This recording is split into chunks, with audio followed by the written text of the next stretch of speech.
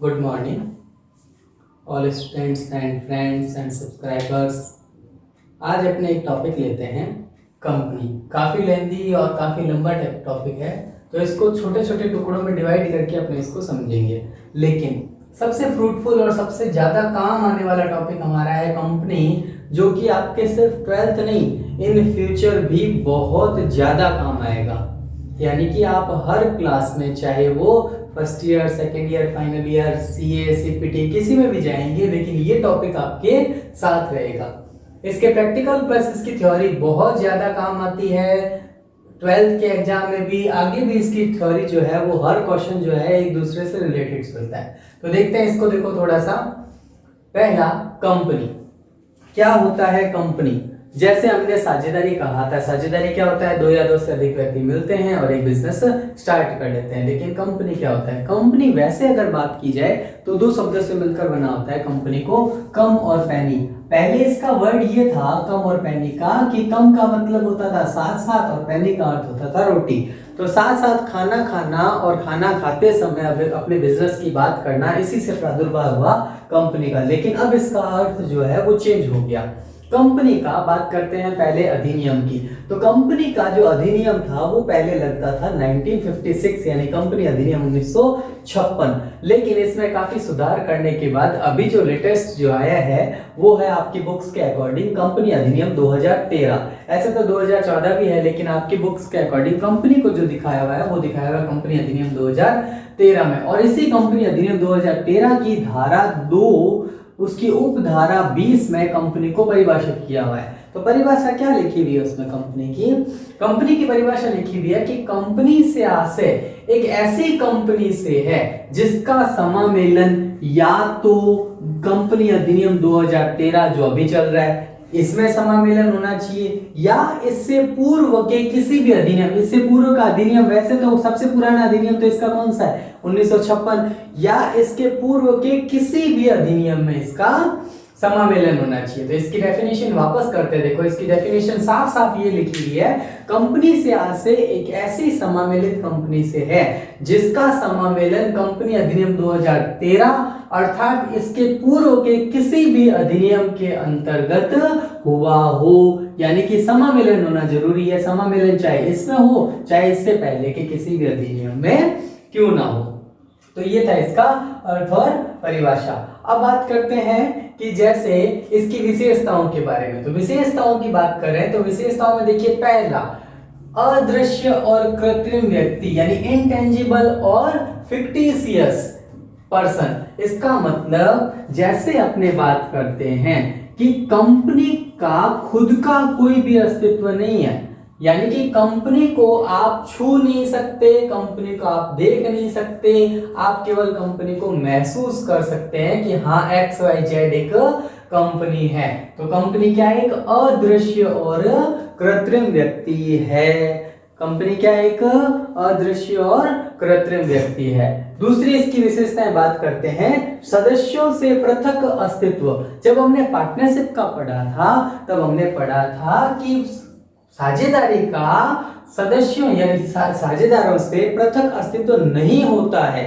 इसका मतलब क्या हुआ कि अगर किसी साझेदारी में 3 साझेदार हैं और वो तीनों साझेदार अगर मृत्यु हो जाए या सेवानिवृत्त हो जाए या फिर किसी भी कारण से वो साझेदारी छोड़ दें, तो साझेदारी फर्म का स्वतः ही समापन हो जाएगा। परंतु कंपनी में ऐसा नहीं है।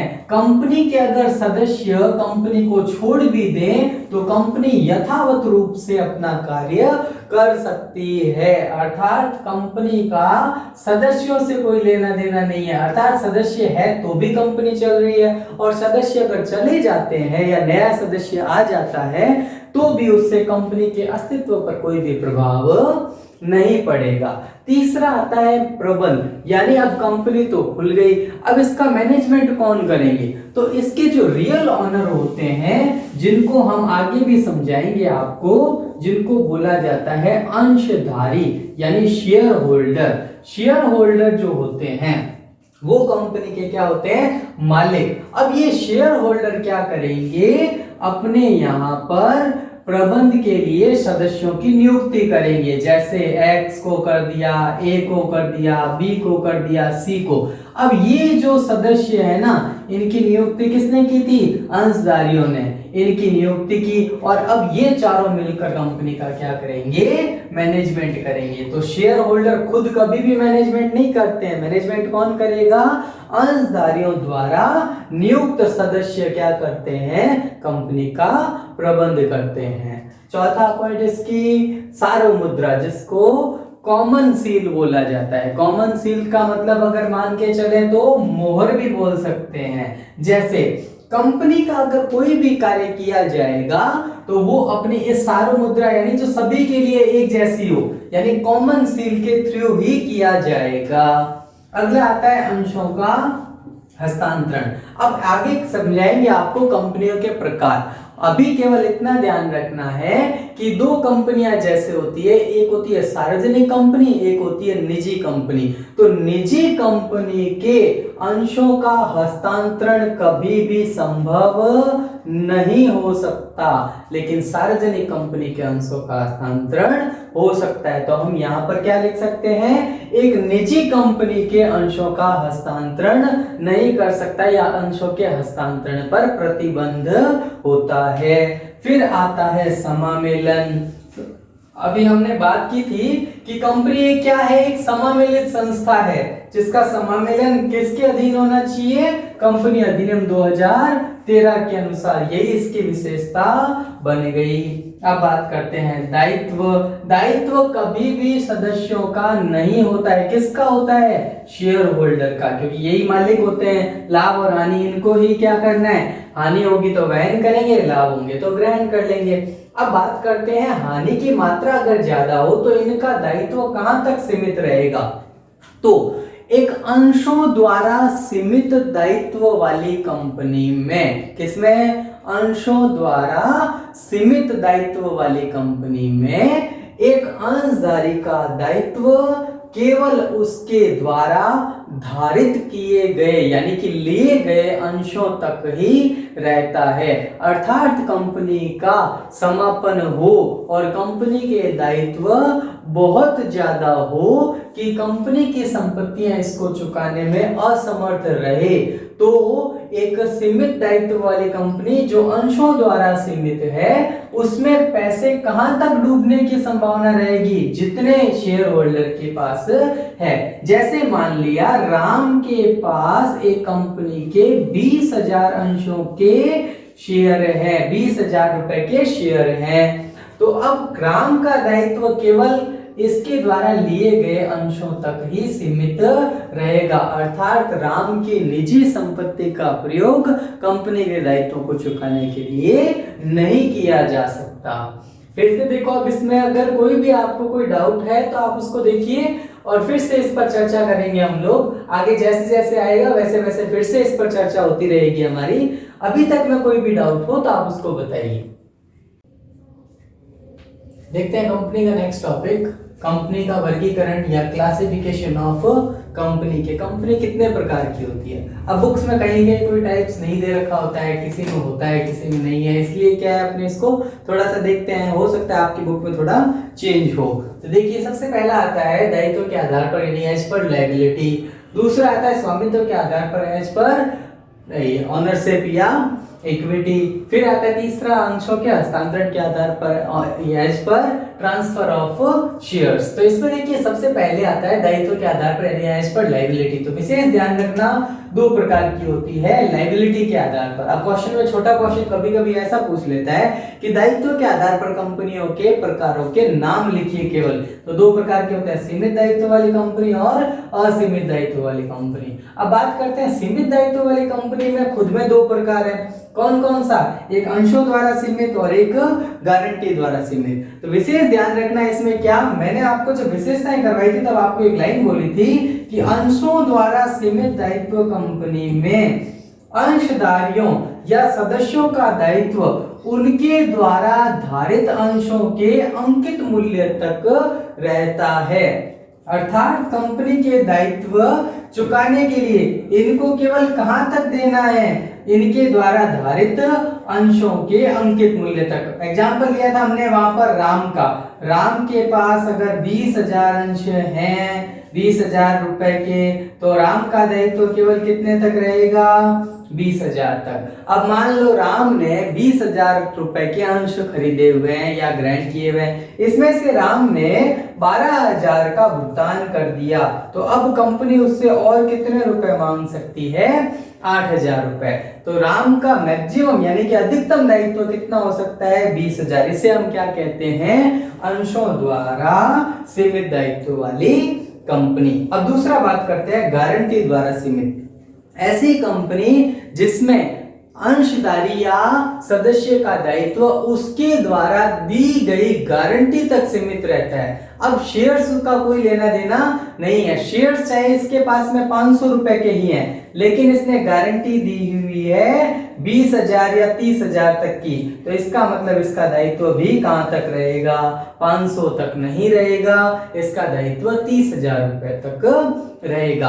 अब इसके जो है वो सेक्शंस याद होते हैं तो अच्छी बात है, वरना कोई जरूरी नहीं है, मैंने लिखे हैं लेकिन ज्यादा इस पे इतना नहीं है। तो देखो अंशों द्वारा सीमित दायित्व वाली कंपनी जो है वो कंपनी एक्ट की धारा 2 उप धारा 22 में लिखा हुआ है, और गारंटी द्वारा सीमित दायित्व की कंपनी जो है वो धारा 2 और 21 में लिखा हुआ है। देखिए अब बात करते हैं सीमित दायित्व के आधार पर हो गया। अब असीमित दायित्व ये नहीं किया आपने टॉपिक, तो इसमें देखिए इसकी धारा है कंपनी अधिनियम की धारा 2 उप धारा 92 यानी 92। अब असीमित दायित्व वाली कंपनी कौन सी होती है, ऐसी कंपनी जिसमें अंशधारी या सदस्यों का दायित्व उनके द्वारा धारित अंश या गारंटी तक सीमित नहीं रहता है, अर्थात उनका दायित्व असीमित है, अर्थात कंपनी के दायित्वों के भुगतान के लिए इनकी व्यक्तिगत संपत्तियां यानी पर्सनल एसेट्स को भी काम में लिया जा सकता है। यानी इसको वापस करते हैं, क्या बोलेंगे इसमें, ऐसी कंपनी जिसके अंशधारी अथवा सदस्यों का दायित्व असीमित रहता है, जिसे असीमित दायित्व वाली कंपनी कहते हैं। कंपनी के दायित्वों के भुगतान के लिए इनकी व्यक्तिगत संपत्तियों का भी प्रयोग किया जा सकता है। अब बात करते हैं देखो स्वामित्व के आधार पर, एज पर ओनरशिप या इक्विटी। इसके आधार पर देखिए सरकारी कंपनी किसे कहते हैं, यदि किसी कंपनी के 50% से अधिक यानी कि कम से कम 51% शेयर या अंश किसी भी गवर्नमेंट, चाहे वो सेंट्रल गवर्नमेंट हो चाहे स्टेट गवर्नमेंट हो, इसके पास में है, तो इसका मतलब वो कंपनी कौन सी होगी, सरकारी कंपनी। फिर से पढ़ते हैं देखो, क्या सरकारी कंपनी से ऐसी कंपनी से है जिस कंपनी के 50% से अधिक या 51% शेयर्स जो है, कम से कम 51% शेयर्स किसी भी सरकार के पास यानी केंद्रीय सरकार अथवा राज्य सरकार के पास हो, अथवा संयुक्त रूप से भी हो सकता है, वो कंपनी क्या कहलाती है, सरकारी कंपनी। लिखेंगे कैसे, सरकारी कंपनी से ऐसी कंपनी से है जिसके 51% शेयर्स किसी भी केंद्र अथवा राज्य सरकार अथवा संयुक्त रूप से ग्रहण किए गए हैं, वह कंपनी सरकारी कंपनी कहलाती है।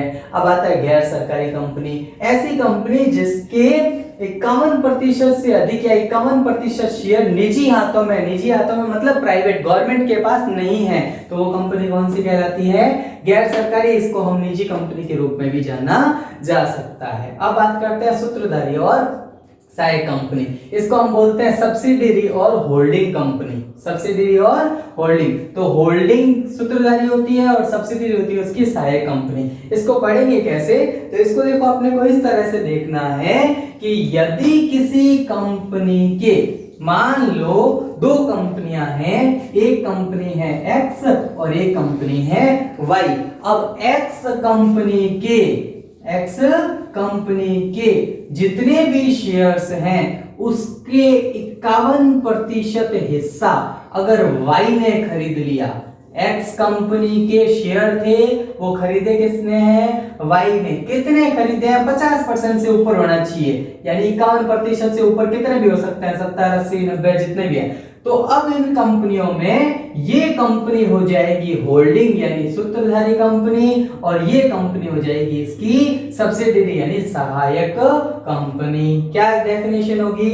यदि किसी कंपनी के 50% से अधिक यानी 51% तक के शेयर किसी दूसरी कंपनी के पास हो तो वह कंपनी उस कंपनी की सूत्रधारी कंपनी कहलाती है, और ये कंपनी क्या बन जाएगी? इसकी सहायक कंपनी बन जाएगी।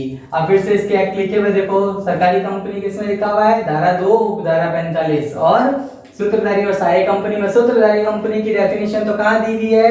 धारा 246 में, और सहायक कंपनी की डेफिनेशन कहां दी हुई है? धारा 287 यानी 87 में। अब बात करते हैं देखो अंशों के हस्तांतरण के आधार पर, ये टॉपिक आपके मेन रहेगा। देखिए अंशों के हस्तांतरण के आधार पर यानी कि ट्रांसफर ऑफ शेयर, हमने वहां पढ़ा था ना कि निजी कंपनी अपने अंशों का हस्तांतरण नहीं कर सकती। तो इसमें दो होते हैं, एक होता है निजी कंपनी, एक होता है सार्वजनिक कंपनी यानी कि प्राइवेट कंपनी और पब्लिक कंपनी। प्राइवेट कंपनी कौन से एक्ट में? धारा 268 में, और सार्वजनिक कंपनी कौन से में? धारा 271 में दी गई है। अब बात करते हैं इनमें होता क्या है। ऐसी कंपनी जिसकी डेफिनेशन जो है वो इन सबको पॉइंट्स को मिला के होगी, तो ध्यान रखना, एक निजी कंपनी से आसे एक ऐसी कंपनी से है, पहला जिसकी पूंजी कितनी हो? कम से कम 1 लाख, अधिकतम कितनी भी हो सकती है। पहले क्या होगी? जिसकी पूंजी यानी कि प्रदत्त पूंजी क्या होनी चाहिए? अधिकृत पूंजी 1 लाख से अधिक होनी चाहिए, अधिकतम कितनी भी हो सकती है। सदस्य संख्या, निजी कंपनी के सदस्यों की न्यूनतम संख्या कितनी होगी? 2, और अधिकतम कितनी होगी? 200। कितनी होगी? 200। अब ऐसी निजी कंपनी कभी भी अपने अंशों को बेचने के लिए जनता से निमंत्रण या आमंत्रण ग्रहण नहीं कर सकती, यानी कि ये पब्लिक में प्रोस्पेक्टस इश्यू नहीं कर सकते, यानी प्रस्ताव को नहीं कर सकते। ठीक है।